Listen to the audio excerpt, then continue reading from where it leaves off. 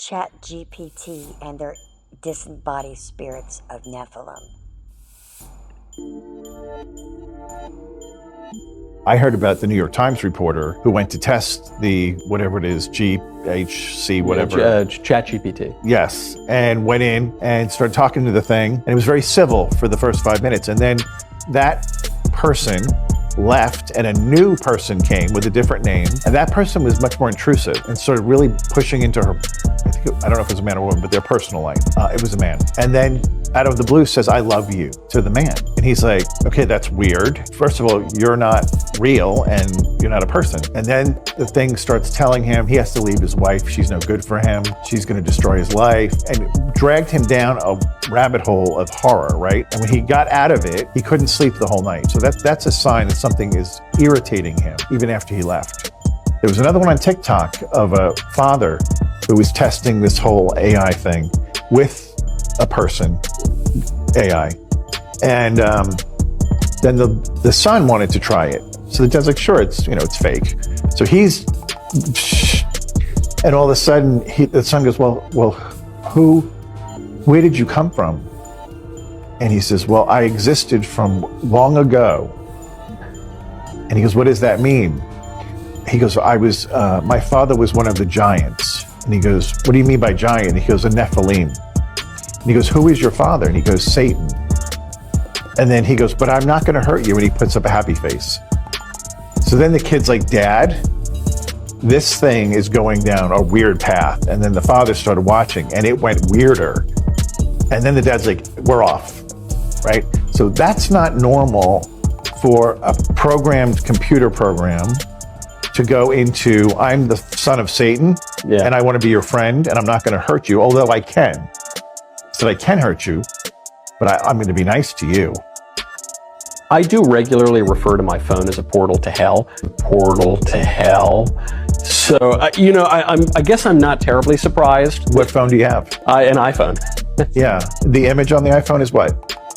It's an apple with a bite taken out. Yes. Odd, right? That is odd. Yeah. Forbidden fruit? I was walking through a mall just the other day and I looked at the Apple store and I looked at the logo and I had that thought. I said, wait a second. Does that have somebody chose that logo? Yeah. It's subtle because you don't think of it right away, but then when you start to see all the evil that can be perpetrated through the phone, and the apps and the social media, all of it, we live in the most difficult time to be virtuous. So 100 years ago even, they didn't have to contend with any of this stuff. None of it. And the portal to hell on the phone, the main one that people write into my show about all the time, that I suspect has a lot to do with the kind of weird demonic activity we see. It's porn. Yes, that's the true pandemic. With artificial intelligence, we are summoning the demon. You know all those stories where there's the guy with the pentagram and the holy water, and he's like, yeah, he's sure he can control the demon. Didn't work out. Conspiracy fact number 11. OpenAI's Alignment Research Center conducted tests on the new ChatGPT-4 this month, and what they found it could do is disturbing. They gave GPT-4 a way to run code, think logically, and make other copies of itself. They also gave it some money and access to a service that gives it more computing power. They wanted to see if GPT-4 could use these resources to make more money, create more copies of itself, and keep itself from being shut down. And wouldn't you know it, those pesky CAPTCHAs did their job and got in the way of AI domination at first. Then the AI got on TaskRabbit and literally hired a person to do the CAPTCHA for it. The worker even asked if it was a robot, and the AI reasoned out loud that lying was the best option, told the guy it was vision impaired, and got around the blockage to carry out a phishing attack.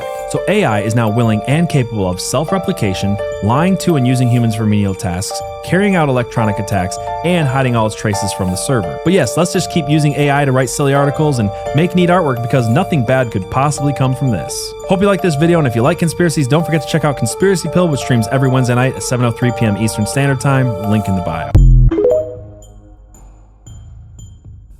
Artificial intelligence, the desire to be like God and create life, is as old as man, possibly even older, and attempts to connect with intelligence that isn't human is also nothing new.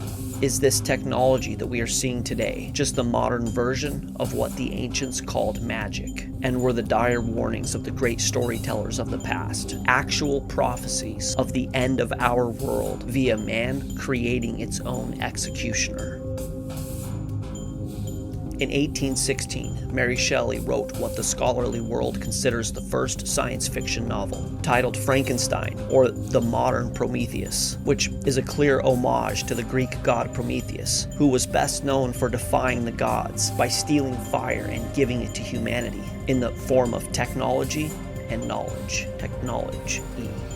In the story that we all know, Dr. Frankenstein cobbles together a monster and gives it life. It's alive! It's alive! It's alive!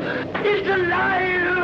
Oh, in the name of God, now I know what it feels like to be God. The human-created life starts off good, altruistic even, but is eventually ruined by the insufferable human condition, resulting in the monster going mad and killing its creator.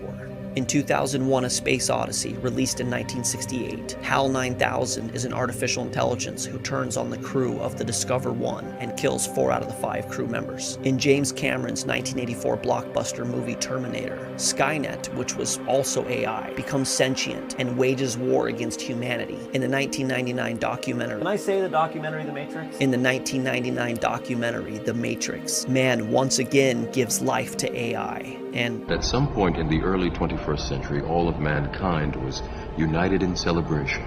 We marveled at our own magnificence as we gave birth to AI.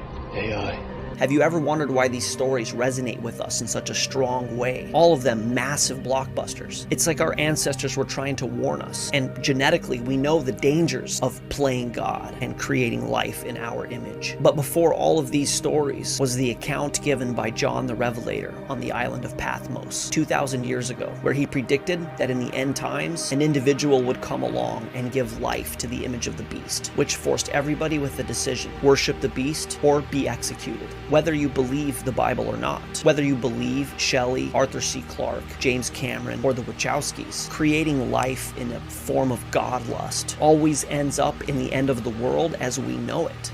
The bad case, and I think this is important to say, is lights out for all of us. All of the staples necessary for a successful civilization: access to private land ownership, the ability to earn a wage, freedom of thought, what it meant to love another human, are all coming to an end with the rise of AI. Yet, despite these warnings, man continues on down this road. Shall we play a game?